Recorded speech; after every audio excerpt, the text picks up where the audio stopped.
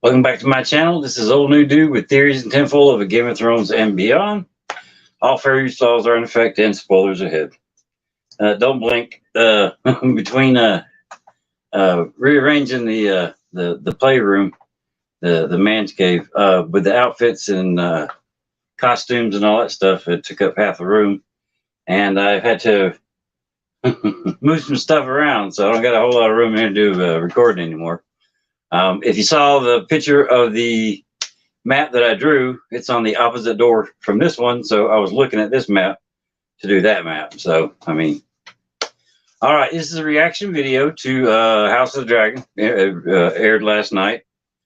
Everybody giving it a 10 out of 10, all this. I'm a little bit more critical, and it's on probably stuff that doesn't really matter. But I said I would give a Virgin Fire and Blood review reaction of the show. I haven't read Fire and Blood. I don't plan on reading Fire and Blood until House of the Dragon is done. I don't know if that means this season, next season, seasons after that. I don't know. I don't want to know. So the channels that I usually watch that have been doing House of the Dragon videos, even if you say it's spoiler free, somebody always says something in the comments or you let something slip. So I just don't watch anymore. Sorry. And the three people who watch this, this probably got spoilers in it. So if you haven't seen it, then don't watch this. This is your back out.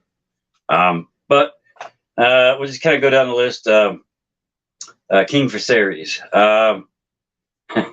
He acts like a goof. He seems to be a man that, despite the ending of the show, seems not to take his job too seriously. And that tends to piss off the Sea Snake, which, without a doubt, my favorite character, even though he wasn't doing a whole lot in here. What he did do was outstanding. His facial expressions are outstanding. Oh, the hat, before I forget, I'm kind of dingbatty. I've late night, early morning, it's one of them days. I buried the hat, so I got to dig it out. Hopefully I can get it out before I do the live stream today with Richard House York. If not, you'll see I'm growing the hair out for the Renaissance Festival and the Ice and Fire Con, but that's neither here nor there. He's a likable guy. Like I said, he just doesn't seem to take his position too seriously up until you get to the end of the show. And so that kind of threw me for a loop. So I don't know what to think of him right now. Well, actually, I do know what to think of him right now. What he pulled in the show, that's pissed off a lot of people, and people that actually liked the character when they read the book are done with him now, according to the tweets that I've read last night. I try not to read too many of them, but it's kind of hard to stay off when you want to talk.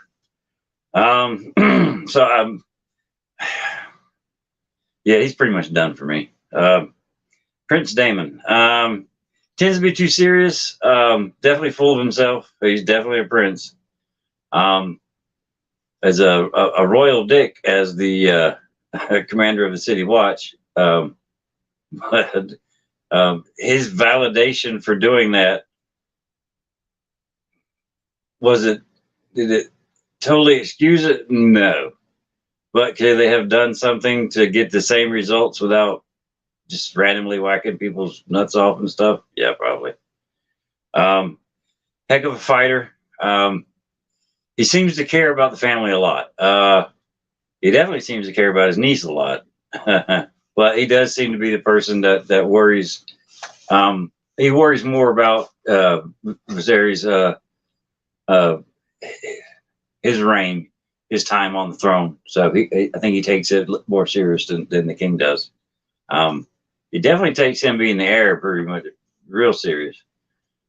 His fight with Christian Cole, for me, which the acting was outstanding, the cast was outstanding, but I mean, I'd been up since 6 yesterday and was tired. I mean, it's one of those, you just sitting there nodding your head off. As soon as the show comes on, you're white ass awake, and after the show goes off, you can't go to sleep till 12 o'clock at night, and then Like today, I woke up at 2:30 this morning, didn't go back to sleep till 4:30 because I kept thinking about the damn show, and then I get up at 6:30. So I'm tired. Hopefully, this isn't how I'll feel every Monday. After I get back in the swing of having Westeros on Sunday night, hopefully I'll get some sleep. Um, Before I go any further, definitely want to thank the HBO and showrunners for bringing Westeros back. I've said it many times that Westeros left a Game of Thrones, left a hole in my heart that the whole Seven Kingdoms couldn't fill. Um, it's not the same as Game of Thrones. You're not as invested in the characters as Game of Thrones, but it is the same world, slightly different. But you get to see some of the same banners. You get to hear some of the same names. Baratheon. I mean, it felt so good. Did it fill the hole? Not yet. We'll see.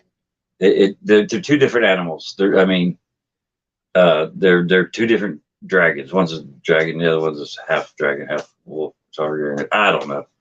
But thank you again, HBO and the showrunners and George R. R. Martin for signing off on this. It was definitely worth the wait. Did an outstanding job. I do have a couple nitpicks at the end, but there's neither here nor there. Damon, yeah, badass fighter. His armor.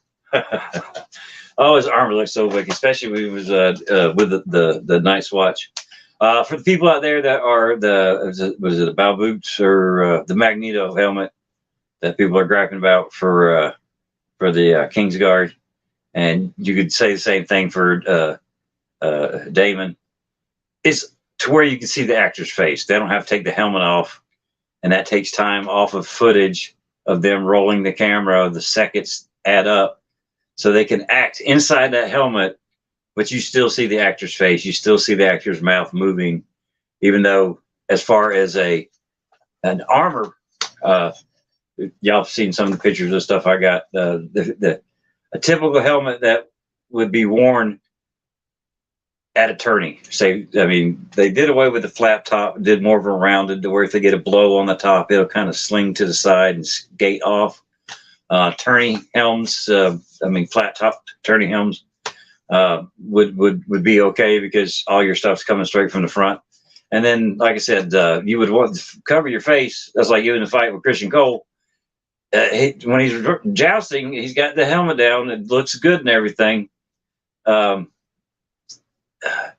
then when he's fighting Damon, he raises the visor, same as the guy Bronn kills in the Erie, Sir Edgar.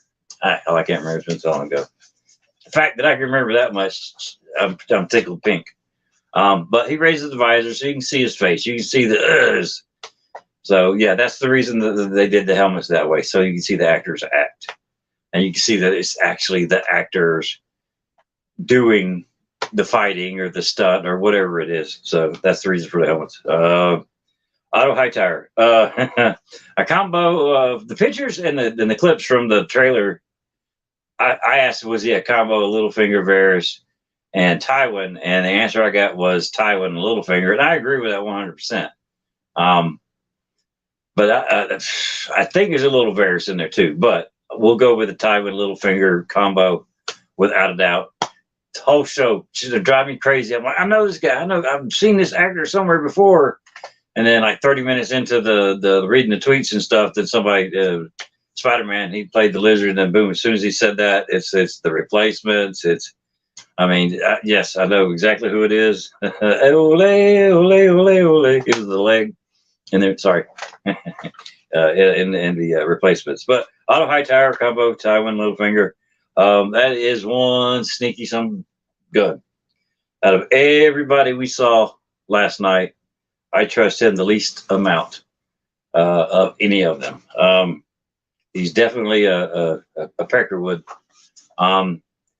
Grooming his daughter to be the next wife of the king. And I'm assuming that they're 14, 15, 16 last night, just because we know there's going to be a time jump.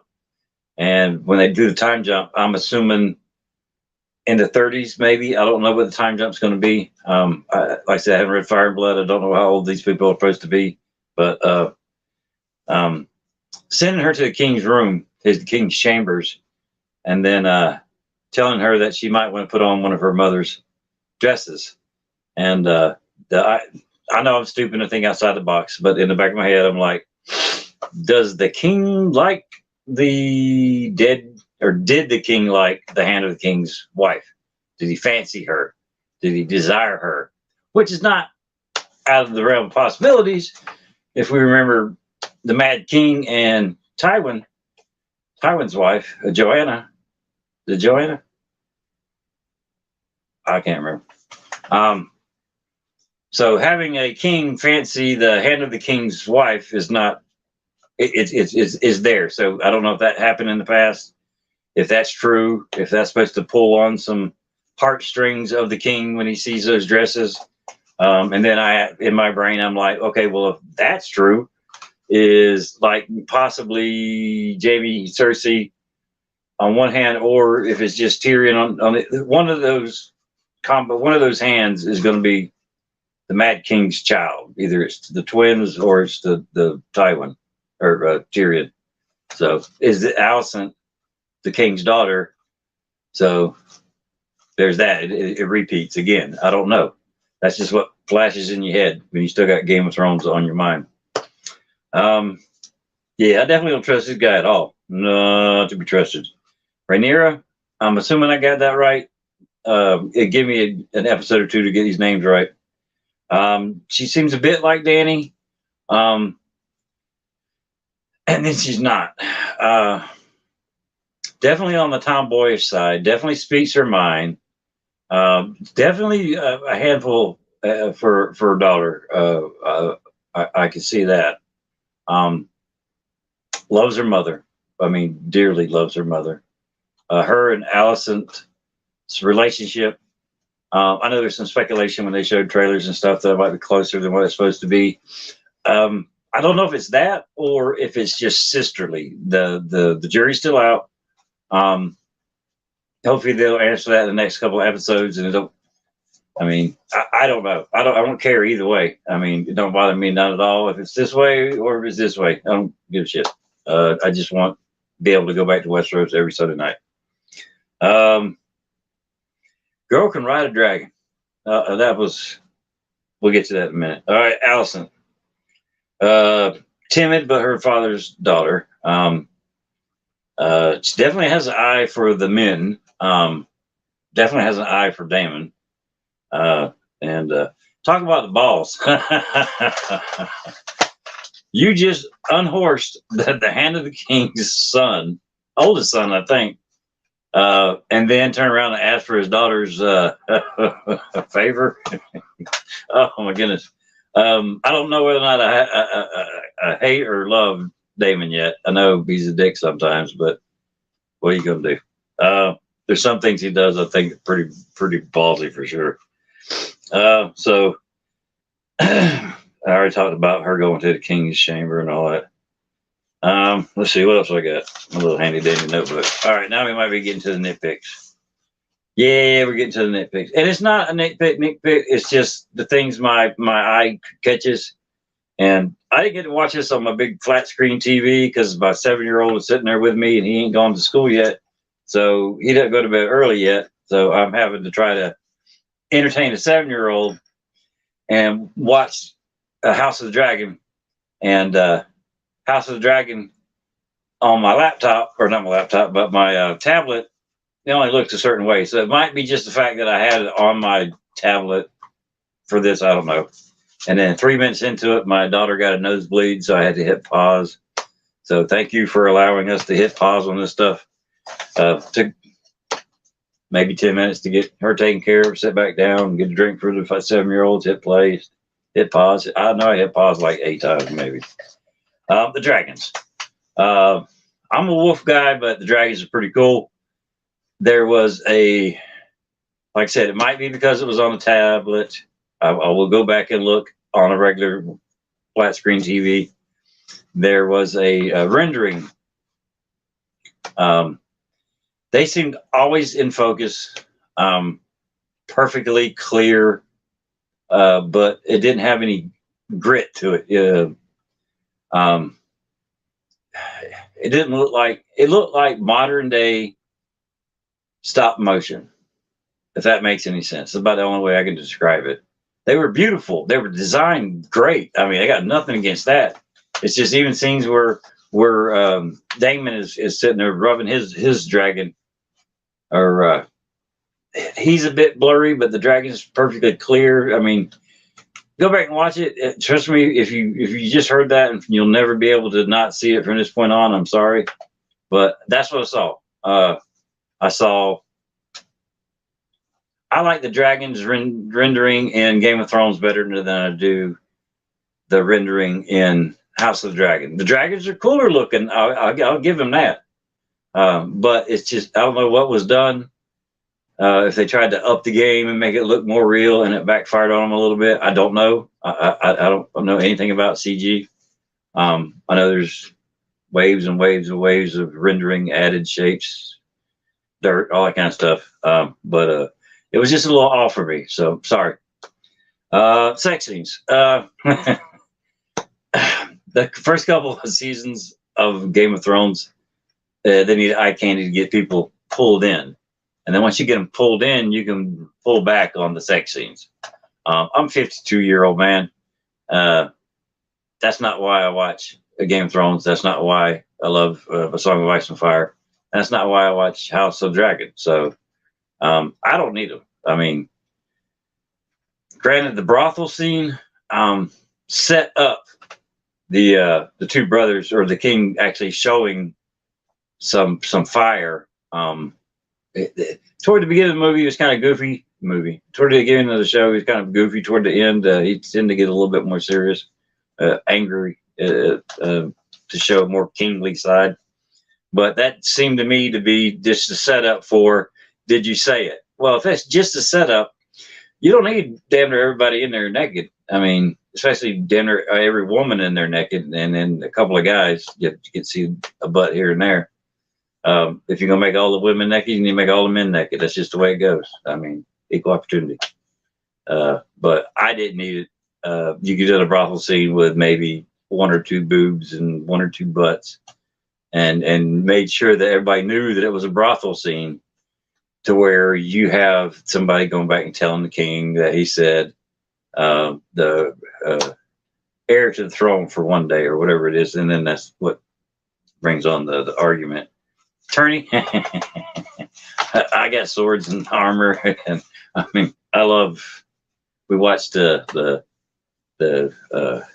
night fight where they had the knights in there in a little octagon, and they're beating the crap out of each other, and there was another one where they had the jousting.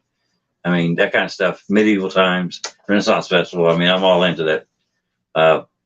So the jousting scenes were freaking awesome. The camera works were awesome. The camera looking straight down your lance till it hits the other shield was freaking awesome. I don't care how tired I was freaking wide awake then. There was some, I mean, blood. What are you gonna do? It's I know it's probably the same as with the nudity. They try to make it as real as possible. With real life, this is what happens, that type thing.